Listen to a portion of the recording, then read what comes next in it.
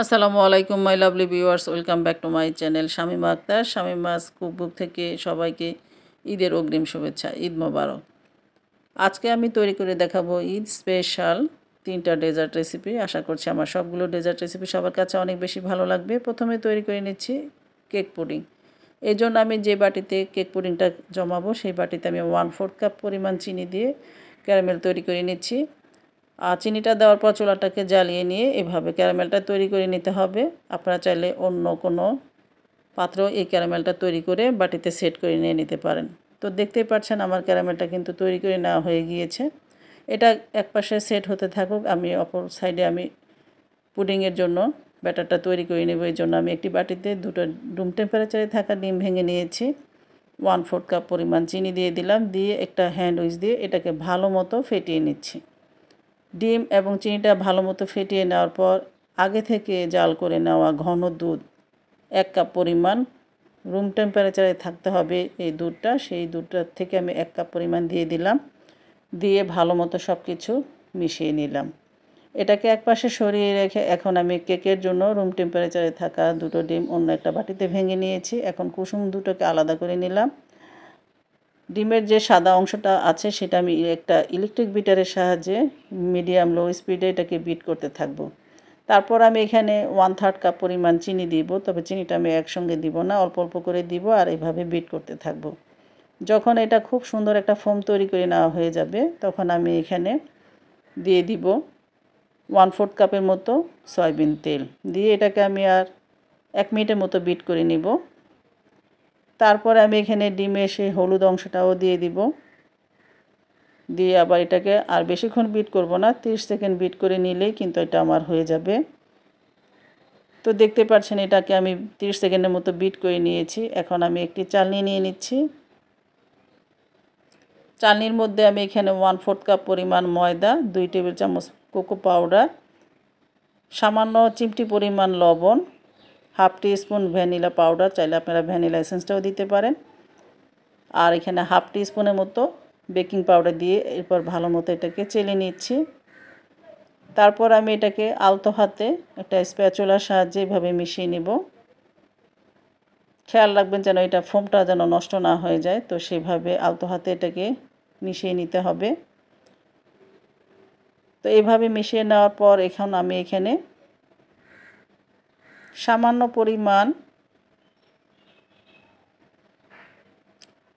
Chocolate এসেন্সটা দিয়ে দিলাম। এটা অপশনাল, চাইলে দিতে পারেন, না চাইলে স্কিপ করতে পারেন, কোনো সমস্যা নেই। তো দেখতে পাচ্ছেন আমার কেকের ব্যাটারটাও একদম রেডি। তারপর আমি আরেকটি চালনি নিয়ে নিচ্ছি। তারপর এখানে আমি পুডিংয়ের ব্যাটারটা দিয়ে দিচ্ছি। এটাকে একটু চেলে নিতে হবে, মানে ছেঁকে নিতে হবে।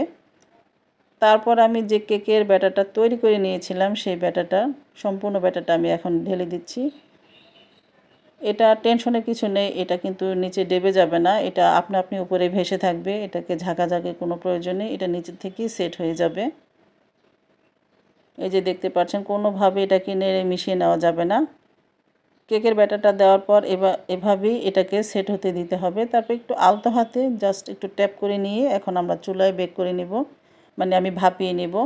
চুলাতে একটি হাঁড়িতে পর্যাপ্ত পরিমাণ পানি দিয়ে এরকম একটা স্ট্যান্ড বসিয়ে এখন আমি সেই মোলটা বসিয়ে দিলাম আর এটাকে এইভাবে ঢেকে 40 মিনিটের মতো এটাকে ভাপিয়ে নিব। এই 40 মিনিটের মধ্যেই আমার এই কেক পুডিংটা একদম সম্পূর্ণ রেডি হয়ে যাবে।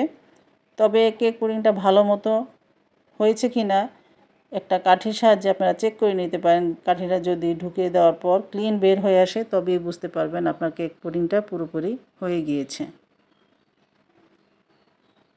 তো দেখতে পাচ্ছেন আমি একটি কাঠি দিয়ে চেক করে নিয়েছি, যেহেতু এটা ক্লিন বের হয়ে এসেছে অতএব আমার কেক পুডিংটা হয়ে গিয়েছে। এখন আমি এটাকে নামিয়ে সম্পূর্ণ ঠান্ডা করে এভাবে প্রথমে একটি নাইফের সাহায্যে চারপাশটাকে একটু ছাড়িয়ে নিব।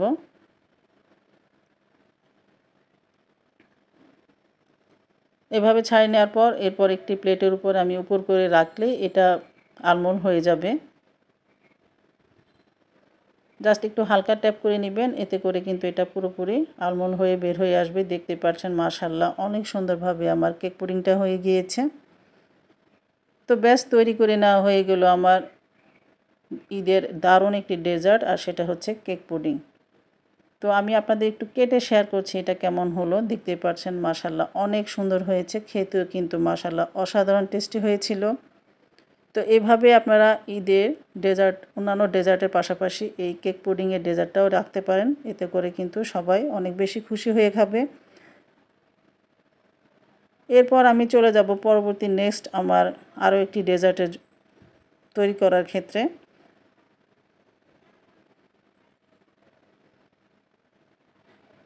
তো আমি আপনাদের সাথে একটু কেটেও শেয়ার করে নিচ্ছি। দেখতে পাচ্ছেন কতটা পারফেক্ট হয়েছে আমার কেক পুডিং। এরপর আমাদের যে কমন একটা ডেজার্ট থাকে সেটা হচ্ছে সেমাই। যে কোনো ধরনের কিন্তু আমরা সেমাই এই ঈদে তৈরি করে থাকি। তো আমি সেই ক্ষেত্রে আমি এখানে তৈরি করে নিয়েছি দুধ সেমাই। তো প্রথমে একটি হাঁড়িতে আমি এখানে 1/4 কাপের মতো ঘি দিয়ে দিলাম, 2টা দারচিনি, 3-4টি এলাচ দিয়ে এটাকে একটু ঘিয়ের সাথে ভেজে নিব। তারপর আমি এখানে কিছু পরিমাণ দিয়ে দিলাম লম্বা সেমাই। আমি এখানে 100 গ্রামের মতো লম্বা সেমাই দিয়ে এটাকে ভেজে নিয়ে এখন আগে থেকে 1 লিটার পরিমাণ দুধ জাল করে ঘন করে নিয়েছি। তারপর আমি এখানে ঢেলে দিলাম। এরপর আমি এখানে স্বাদ মতো চিনিটা অ্যাড করে দিয়েছি 1/2 কাপের মতো। আপনারা আপনাদের টেস্ট বুঝে এখানে চিনিটা অ্যাড করে দিবেন। চিমটি পরিমাণ লবণ দিয়েছি, 1/4 কাপ পরিমাণ কনডেন্সড মিল্ক দিয়েছি। দিয়ে এখন আমি এটাকে 5 থেকে 7 মিনিটের মতো এটাকে আমি জাল করে নিলেই কিন্তু আমার এই দুধ সেমাইটা একদম পুরোপুরি রেডি হয়ে যাবে। আস্ত যে মশলাগুলো আছে সেটা তুলে এরপর আমি একটা সার্ভিং পাত্রে এটাকে সার্ভ করে নিয়েছি। উপর থেকে কিছু কিশমিশ বাদাম দিয়ে এটাকে সার্ভ করে নিলেই তৈরি করে নেওয়া হয়ে গেল আমার দারুণ স্বাদের দুধ সেমাই। এই ঈদে অবশ্যই এই সেমাই বাসায় তৈরি করে প্রিয়জনদের খাওয়াবেন। এরপর আমি তৈরি করে নিচ্ছি আরও একটি মজার ডেজার্ট, আর সেটা হচ্ছে সেমাই পুডিং। তো ওই সেমাই পুডিংটা তৈরি করার জন্য আমরা যেটি প্রথমে করব সেটা হচ্ছে লাচ্ছা সেমাই লাগবে। আপনারা চাইলে লম্বা সেমাইটাও নিয়ে নিতে পারেন, তবে লম্বা সেমাই দিয়ে কিন্তু এই সেমাই পুডিংটা অতটা ভালো হয় না। লাচ্ছা সেমাই নেওয়ার চেষ্টা করবেন। একটি প্যানে আমি এখানে 2 টেবিল চামচ পরিমাণ ঘি দিয়ে দিলাম আর 1 কাপের মতো লাচ্ছা সেমাই দিয়ে এটাকে ভালো মতো ভেজে নিয়ে নিব। তারপর অন্য একটি পাত্রে আমি এখানে 1/4 কাপ পরিমাণ চিনি দিয়ে একটা ক্যারামেল তৈরি করে নিব। যেই বাটিতে আমরা এই সেমাই পুডিংটা সেট করব সেই বাটিতে আমি এরকম একটা লম্বা শেপের বাটিতে ঢেলে নিলাম। তারপর এটাকে একপাশে রেখে দিয়ে এখন আমরা এই ক্যারামেল গরম থাকা অবস্থায় আমি এখানে ভেজে রাখা কিছু সেমাই দিয়ে দিচ্ছি আর একটি স্প্যাচুলার সাহায্যে এভাবে একটু চেপে দিচ্ছি যেন ক্যারামেলের সাথে এটা একটু সেট হয়ে যায়।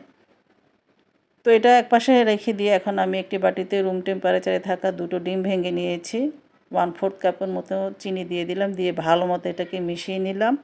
তারপর আমি এখানে আগে থেকে জাল করে ঘন দুধ 1 কাপ পরিমাণ দিয়ে ভালো মতো মিশিয়ে নিয়ে এখন আমি সেই মোল্ডে ঢেলে দিলাম আর উপর থেকে কিছু ভাজা সেমাই দিয়ে দিলাম। তারপর একটি হাঁড়িতে পর্যাপ্ত পরিমাণ পানি দিয়ে এখন সেই মোল্ডটাকে বসিয়ে ঢাকনা দিয়ে 40 মিনিটের মতো এটাকে ভাপিয়ে নিলে আমার কিন্তু সেমাই পুডিংটা একদম সুন্দরভাবে জমে যাবে। তো এটা যখন পুরোপুরি ঠান্ডা হবে তখন এভাবে একটি নাইফের সাহায্যে চারপাশটাকে একটু ছাড়িয়ে নিতে হবে। ছাড়িয়ে নেওয়ার পর এভাবে উপর করে দিলে কিন্তু আমার সেমাই পুডিংটা খুব সুন্দরভাবে দেখতে পাচ্ছেন সেট হয়ে গিয়েছে। কতটা পারফেক্ট হয়েছে আপনারা নিজেরাই দেখে বুঝতে পারছেন। তো এভাবে করে এই ঈদে এই 3টি ডেজার্ট রেসিপি আপনাদের ডাইনিং টেবিলে অবশ্যই রাখার চেষ্টা করবেন। আশা করছি আমার আজকের সবগুলো রেসিপি আপনাদের কাছে অনেক বেশি ভালো লেগেছে। ভালো লাগলে অবশ্যই একটি লাইক দিয়ে দিবেন, ফ্রেন্ডস অ্যান্ড ফ্যামিলির সাথে শেয়ার করবেন। আজ এ পর্যন্তই, সবাই ভালো থাকবেন, সুস্থ থাকবেন।